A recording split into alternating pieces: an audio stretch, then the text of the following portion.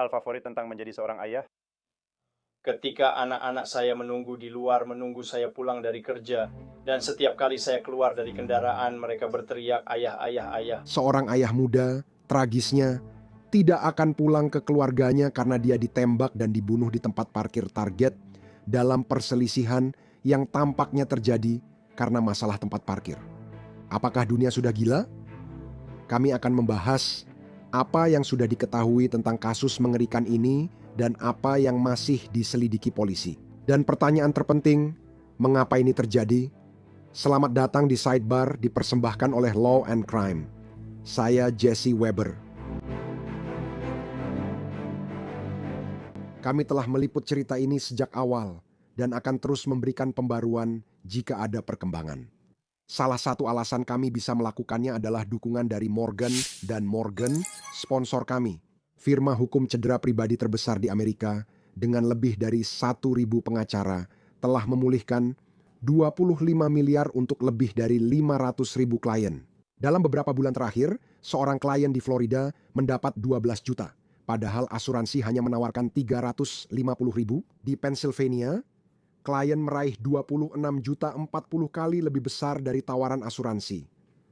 Morgan & Morgan memudahkan Anda memperjuangkan hak Anda. Anda bisa mulai klaim dari ponsel, jadi jika terluka, klaim dapat diajukan di fortheypeople.com/LC Sidebar. Klik tautan di bawah atau pindai kode QR di layar. Kami ingin membahas hal yang tidak masuk akal. Seorang suami. Seorang ayah dari 3 anak ditembak mati di tempat parkir sebuah toko Target di Savannah, Georgia, akhir pekan lalu setelah diduga terjadi konfrontasi karena masalah tempat parkir. Kita sedang membicarakan pertengkaran karena tempat parkir, itulah yang diberitakan. Penembakan ini mengubah sore Minggu yang biasa menjadi mimpi buruk, dengan polisi harus memasang garis polisi di area parkir, dan mereka menangkap seorang tersangka. Kita membahas kematian Matthew Trewick, 33, yang bekerja di dealer mobil Faden Automotive, Savannah. Dia berada di area parkir Target ketika dia diduga terlibat perselisihan dengan pria lain, Tyler Edward Lin yang berusia 30 tahun. Pertemuan itu entah bagaimana berubah menjadi baku tembak dan Matthew akhirnya tergeletak berdarah di tanah. Pada hari Minggu, 4 Januari sekitar pukul 4 sore, panggilan panik berdatangan. Polisi Savannah menulis di Twitter bahwa mereka sedang merespons penembakan dan kemudian memberikan informasi lebih lanjut. Kutipan, Satuan Patroli Daerah merespons ke blok 14.000 Apricorn. Saat tiba di lokasi, seorang pria dewasa ditemukan menderita luka tembak. Dia dibawa ke rumah sakit, tetapi meninggal karena luka-lukanya. Seorang pria dewasa yang diduga pelaku telah ditahan. Hubungi 91223420020 atau pakai aplikasi jika Anda punya informasi. Sekarang, Anda punya media WSAV yang melaporkan tersangka penembak Lin tetap di lokasi dan ditangkap. Itu detail penting jika benar. Catatan pengadilan Kabupaten Chatham menunjukkan dia didakwa penyerangan berat dan pembunuhan. Juru bicara Fort Stewart mengatakan kepada WSAV bahwa Lin berada di Angkatan Darat dari Agustus 2015 hingga Oktober 2023. Kini, dia ditempatkan di Hunter Army Airfield, Hinesville, Georgia, dan 2 tahun terakhir berkarir sebagai teknisi perbaikan sistem pesawat tanpa awak. Dia memiliki pangkat spesialis, menurut laporan WSAV. Namun perlu dicatat, dia tidak pernah ditugaskan ke luar negeri. Pejabat Angkatan Darat tidak dapat menginformasikan ke media jenis pemecatan yang diterima saat keluar dari militer. Apakah itu terhormat atau tidak? Itu pertanyaan yang perlu dievaluasi. Wali Kota Van Johnson memberi wawasan tentang kejadian ini lewat kutipan. Hari ini, komunitas kita diguncang kekerasan tragis di tempat yang seharusnya aman. Tempat parkir di Target, Jalan Abercorn. Polisi Savannah menanggapi laporan penembakan saat dugaan pertengkaran akibat perselisihan parkir. Seorang pria dewasa ditembak dan meninggal akibat lukanya. Tersangka telah ditahan dan penyelidikan masih berlangsung. Kami berduka bersama keluarga korban. Tak seharusnya perselisihan parkir atau hal lain berujung hilangnya nyawa. Kekerasan yang sia-sia ini menegaskan penderitaan keluarga di kota kita dan mendesak upaya bersama untuk mengurangi kekerasan senjata serta memperkuat keamanan komunitas. Johnson menambahkan, tragedi ini mengingatkan kita untuk meningkatkan upaya pencegahan kekerasan, penyelesaian konflik, dan layanan dukungan komunitas. Mari kita hormati kehidupan yang hilang hari ini dengan berkomitmen menciptakan savanah yang lebih aman dan penuh kasih. Polisi Savanah. Mereka telah merilis sangat sedikit detail tentang penembakan itu, keadaan penembakan, garis waktunya, dan peristiwa-peristiwanya. Selain hanya mengatakan itu, Matthew Trewick, dilarikan ke rumah sakit dan meninggal di sana. Komunitas di sekitar Savanah sangat ramai membicarakan berita ini. Kami sering melihat hal ini secara online. Misalnya, ada seseorang yang memposting di Reddit pada hari Minggu dan mengatakan bahwa mereka melihat pertengkaran ini. Kami ingin menegaskan bahwa ini hanyalah klaim dari orang tersebut tentang apa yang mereka lihat. Detail spesifiknya belum dikonfirmasi oleh pihak berwenang, tetapi pengguna tersebut menulis dengan judul "Penembakan di Target Southside, Kehadiran Polisi yang Berat." Seorang pria menembak seseorang 3 kali di dada. Bersama putrinya, korban tergeletak berdarah di tanah, sementara putrinya memohon agar dia tetap bernapas dan tidak meninggal. Penembak hanya melepas magazin, meletakkannya di kendaraannya, lalu berdiri menunggu polisi. Hindari area itu. Saya butuh minum. Ada lagi pengguna lain di kolom komentar yang menjelaskan bahwa itu adalah istri Matthew, Michaela, bukan salah satu anaknya, yang berusaha menyelamatkannya. Orang itu mengatakan bahwa ketiga anak pasangan tersebut sebenarnya berada di dalam mobil. Sekali lagi, untuk memperjelas, polisi belum mengonfirmasi hal ini. Yang bisa kami katakan adalah jika itu benar. Jika ada bagian dari ini yang benar, ini benar-benar mengerikan. Tapi kemudian ada orang lain di internet yang mengaku mengenal tersangka atau mengetahui tentang dirinya, mereka menulis. Lynn sering bercerita tentang memotong dan mengerem mendadak di depan orang lain di lalu lintas. Juga pernah mengikuti dan menghadapi mereka yang membuatnya marah saat mengemudi. Saya tahu dia pernah menabrak mobil lain saat marah, lalu mengaku sudah lapor polisi. Jadi tampaknya dia bukan yang memulai, dia juga punya riwayat kekerasan di luar jalan. Semoga Tuhan memberi kedamaian pada korban dan menguatkan keluarga yang ditinggalkan akibat kejahatan ini. Semua akan terungkap. Sekali lagi, kepolisian Savanah belum secara resmi mengonfirmasi informasi ini. Kita bahkan tidak tahu apakah orang ini atau orang-orang ini sudah diwawancarai oleh polisi. Jika benar, ini sudut pandang menarik, dan saya pun akan mengatakan demikian. Dalam kasus seperti ini, terkadang bukti tentang kejadian di masa lalu, dugaan perilaku agresif di masa lalu, itu bisa saja digunakan untuk menunjukkan pola, untuk menunjukkan apa yang terjadi di sini sekarang. Ngomong-ngomong, saya juga harus memberitahu Anda, kami tidak dapat menemukan catatan pengadilan lain yang terkait dengan Lynn di catatan online Chatham County. Pengetahuan kita terbatas, namun ini yang kita tahu. Majikan Matthew, Faden Nissan of Savannah, dan Faden Automotive mungkin punya beberapa dealer. Mereka adalah yang pertama mengenali dia sebagai korban, memposting foto keluarga, dan menulis, "Kami sangat berduka atas kepergian Matthew Trewick, anggota keluarga Faden yang sangat dihargai selama bertahun-tahun. Doa dan pikiran kami bersama istri, anak-anak, dan orang-orang terdekatnya di masa yang sangat sulit ini.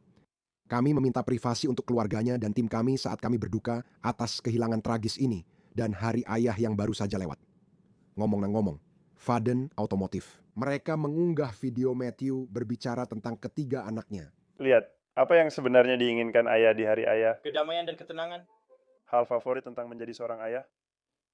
Setiap kali aku pulang kerja, anak-anakku menunggu di luar dan berteriak, "Ayah, ayah, ayah," saat aku keluar dari kendaraan.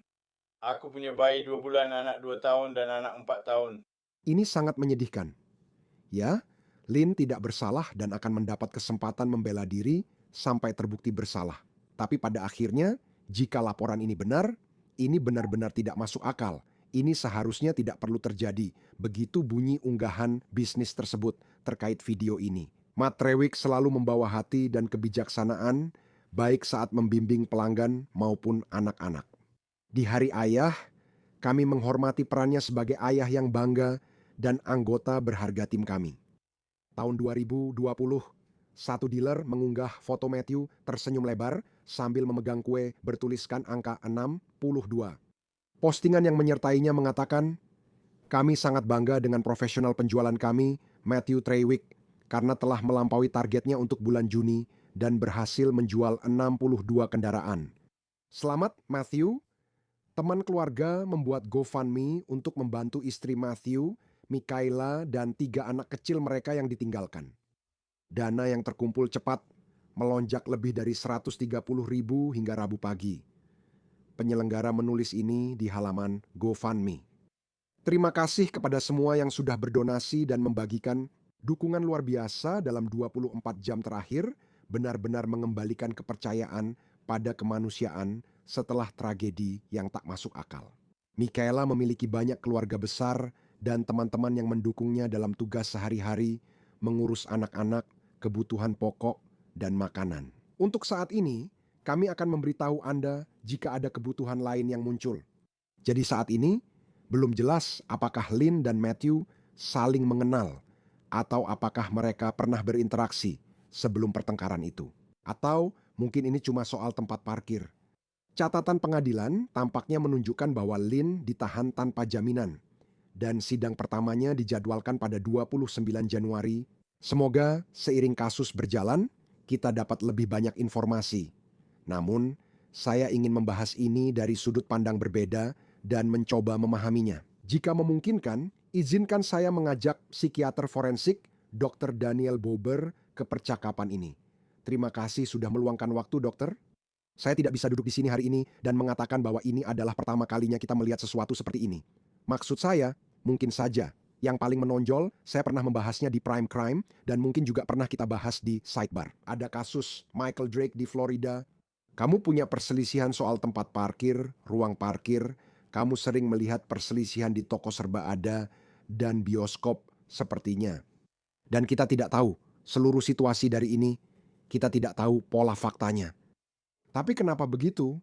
Secara umum, kenapa kita melihat orang asing terlibat konflik fisik di area-area seperti ini? Jadi ini sebenarnya adalah tindakan agresi reaktif. Ini jelas berhubungan dengan kemarahan, kemungkinan kekurangan dalam kontrol kognitif dan regulasi emosi. Ya, dan sebenarnya intinya adalah adanya persepsi penghinaan atau bahwa Anda sedang tidak dihormati. Ini adalah sesuatu yang sering kita lihat, seperti yang Anda katakan. Tapi beberapa orang bereaksi secara berlebihan. Dan ketika orang menjadi marah, fokus mereka menjadi lebih sempit. Mereka kehilangan kemampuan untuk memecahkan masalah, melepaskan diri, menafsirkan ulang, dan mengambil jarak. Dan ketika ada keberadaan senjata api, kemungkinan konfrontasi ini menjadi mematikan jauh lebih tinggi. Jadi Anda memiliki skenario, individu, dan keberadaan senjata api yang benar-benar merupakan badai sempurna. Apakah Anda merasa melihat lebih banyak insiden seperti ini dalam mungkin 10 tahun terakhir? Apakah Anda merasa orang-orang mungkin lebih mudah gelisah di zaman sekarang ini? Menurut Anda, ada hal yang perlu kita pikirkan? Saya merasa orang-orang kini lebih marah. Dan ada semacam bias atribusi permusuhan di mana ketika Anda menghadapi situasi yang mungkin ambigu, orang-orang langsung mengambil kesimpulan. Ya, dan refleks spontan mereka adalah bahwa ini pasti permusuhan terhadap saya sedang menjadi target, dan saya pikir itu membuat orang-orang lebih cepat kehilangan kendali sekarang. Misal dia lakukan ini 1 menit. Jika Anda mewawancarai seseorang yang diduga terlibat dalam pertengkaran fisik seperti ini, pertengkaran yang penuh kekerasan seperti ini, apakah mereka bahkan ingat apa yang terjadi, atau pikiran mereka menjadi kosong, mengingat trauma dari peristiwa itu, mengingat betapa cepatnya sesuatu seperti ini terjadi? Bagaimana daya ingat mereka? Karena Anda selalu bertanya-tanya, dalam kasus seperti ini, dan sekali lagi, ini masih tahap yang sangat awal. Namun, jika seseorang membela diri atau menjelaskan sudut pandangnya, apakah mereka benar-benar ingat apa yang terjadi? Seringkali, ya, mereka tidak ingat. Dan ketika semua ada hormon dan neurotransmitter itu mengalir, adrenalin, mereka tidak memiliki ingatan yang akurat tentang situasinya. Tapi ketika saya berbicara dengan seseorang seperti ini, yang ingin saya ketahui adalah apakah ada hubungan sebelumnya antara terduga pelaku dan korban? Apakah mereka dipengaruhi zat tertentu? Apakah ada riwayat kekerasan sebelumnya? Apakah mereka pernah didiagnosis dengan gangguan mental? Ini pertanyaan yang ingin saya ketahui dengan jelas. Sejauh menyangkut Lynn, kita sudah membicarakan latar belakang militernya sebelumnya. Ada seseorang yang tampaknya mengaku bahwa mereka menyaksikan apa yang terjadi. mengaku bahwa Lin langsung melepas magasin dari senjata lalu meletakkannya di atas mobil. Kita tidak tahu apakah itu benar, tapi andaikan benar sesaat, itu sangat prosedural, seperti refleks menarik dari militer. Kamu jadi bertanya-tanya, apakah itu dari pelatihan militer? Apa pendapatmu tentang itu? Dan omong-omong, dia tetap berada di lokasi, sepertinya. Pelatihan militer memang faktor risiko. Saya rasa dia tak pernah ditugaskan, meski saya bisa saja salah. Dia tidak, dia iya. Menurut saya, dari sisi pelatihan, itulah inti pelatihan militer, bukan? Saat orang menghadapi tekanan, mereka kembali pada pelatihan dan prosedur mereka. Jadi memang terlihat sangat seperti prosedur, jika boleh dibilang cara dia bereaksi. Dan tentu saja, itu adalah faktor risiko yang pasti. Jika Anda punya kesempatan untuk mewawancarainya, apa yang ingin Anda ketahui tentang masa lalunya? Apa yang ingin Anda ketahui tentang pelatihan militernya dan waktunya di militer? Kita tahu dia tak pernah ditugaskan ke luar negeri. Saya ingin tahu spesialisasinya di militer dan apakah dia punya masalah saat pelatihan dasar. Apakah ada riwayat stres tempur, ada riwayat konflik sebelumnya saat dia menjalani pelatihan? Apakah ada masalah dengan sikap menentang, masalah dengan otoritas? Ini semua adalah pertanyaan yang akan saya tanyakan. Untuk memperjelas, para veteran atau yang pernah bertugas tidak berarti melakukan hal seperti ini. Dia tetap dianggap tidak bersalah sampai terbukti bersalah. Tapi pernahkah Anda melihat kasus orang yang pernah bertugas di militer atau veteran? Bahwa mereka entah bagaimana terlibat dalam pertikaian yang bersifat kekerasan? Atau apakah itu? Ya, Anda tahu seperti apa mereka. Sama saja seperti orang lain yang terlibat dalam pertikaian kekerasan. Anda tidak bisa hanya mengatakan itu satu segmen dari populasi, tapi mereka, maksud saya, Anda tahu, itu adalah bagian dari percakapan di sini, latar belakangnya, itu diberitakan karena alasan tertentu. Apakah Anda pernah melihat orang dengan latar belakang seperti itu? Apakah mereka sudah mendapatkannya? Pernahkah mengalami kekerasan di kehidupan publik dan sipil?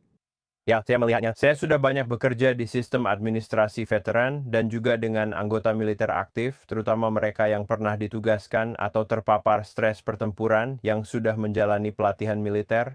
Tentu saja orang-orang yang punya riwayat trauma mungkin lebih cenderung bereaksi lebih cepat dan tidak memikirkan situasinya dengan matang. Jadi itu bukan kesalahan mereka sendiri. Karena pengabdian mereka kepada negara dan fakta bahwa mereka mempertaruhkan nyawa untuk melindungi kebebasan kita. Seringkali mereka mengalami stres pasca trauma yang bisa membuat mereka bereaksi lebih cepat dalam situasi seperti ini tanpa berpikir panjang. Kamu tahu, diberitakan bahwa anak-anak Matthew yang tampaknya masih sangat kecil mungkin berada di lokasi saat penembakan terjadi. Apa yang mereka lihat atau dengar belum jelas, tapi jika mereka ada di sana dan melihat kejadian ini, apakah mereka akan mengingatnya? Apa yang kita ketahui tentang dampak kekerasan pada anak kecil? Kekerasan yang dialami seseorang sejak muda, apalagi ayahnya sudah meninggal, seharusnya bagaimana kita memandang hal itu? Jadi itu sangat tergantung pada usia anak-anak, tergantung pada apa yang sebenarnya mereka lihat. Apakah mereka ada di dalam atau sisi lain mobil saat kejadian? Apakah mereka benar-benar melihat kematiannya saat dia ditembak? Faktor genetik, pengalaman sebelumnya. Sebagian besar anak umumnya tangguh dan mampu bertahan, namun situasi seperti ini membuat mereka berisiko lebih tinggi mengalami stres akut atau gangguan stres pasca trauma. Bagaimana keluarga ini bertahan? Jalani hari demi hari, trauma dan kesedihan adalah proses, bukan sesuatu yang bisa diatasi seketika. Kamu tak akan kembali ke kondisi yang disebut normal. Ini adalah normal baru. Menurut saya mereka harus menjalani hari demi hari, bahkan jam demi jam. Menurutmu, apakah akan ada? Dan sekali lagi, ini masih tahap awal, kami masih mencoba mengumpulkan informasi. Tapi menurutmu, apakah akan ada evaluasi kesehatan mental sebagai bagian dari kasus hukum ini? Oh, hampir pasti akan ada evaluasi kesehatan mental. Dan kamu tahu, itu mungkin akan menjadi bagian dari strategi pembelaan, apakah dia ditawari pembelaan atau tidak. Tapi saya yakin evaluasi kesehatan mental pasti akan menjadi bagian dari kasus ini. Bagaimana prosesnya? Apakah pihak pembela yang akan meminta evaluasi kesehatan mental, lalu itu akan dibantah oleh ahli dari pihak penuntut? Jelaskan bagaimana hal itu kadang terjadi dalam kasus seperti ini. Saya yakin pihak pembela atau hakim sebenarnya bisa memintanya. Dan saya pikir, Anda tahu, sejak awal melihat bagaimana ini berjalan, saya rasa pembelaan kesehatan mental atau kesehatan mental akan menjadi bagian dari pembelaan. Tapi untuk memperjelas, maksud saya, Jika dia tetap berada di lokasi kejadian, itu tampaknya merupakan pengakuan atas apa yang terjadi dan bahwa dia telah melakukan sesuatu yang salah. Itu masih dugaan.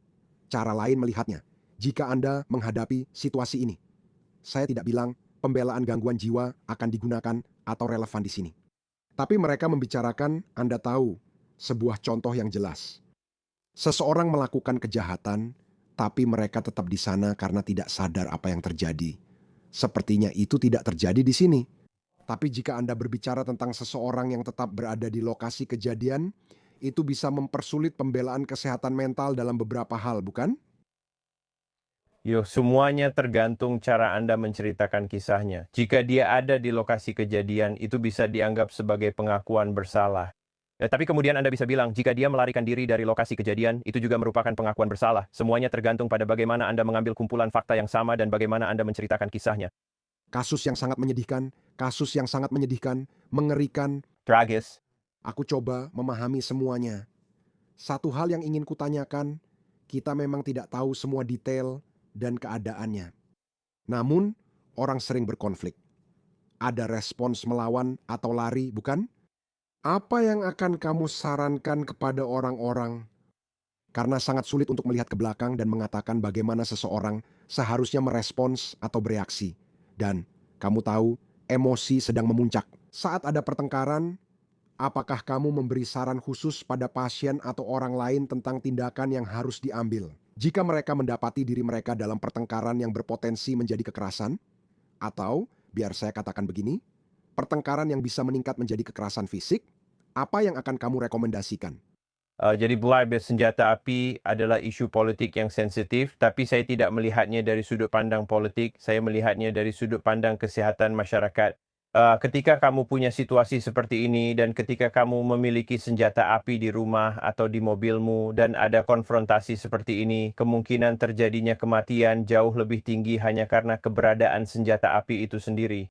Jika kamu berbicara dengan orang-orang dan memberitahu mereka, kamu tahu, jangan membuat senjata apimu terlalu mudah diakses. Itu pada dasarnya akan memberitahu mereka. Mereka akan bilang begitu, padahal itu justru bertentangan dengan tujuan punya senjata api. Mereka ingin senjata siap saat konfrontasi bersenjata. Tapi ada orang-orang tertentu yang mungkin lebih reaktif, yang bisa mudah terpancing emosi, yang mungkin tidak berpikir matang, dan mungkin mereka bukan orang yang seharusnya memiliki senjata api. Dan ini adalah sesuatu yang sering saya lihat di rumah sakit dengan pasien-pasien saya. Ada orang-orang yang datang karena terlibat dalam konfrontasi, atau mereka datang sambil menodongkan pistol ke kepala mereka sendiri.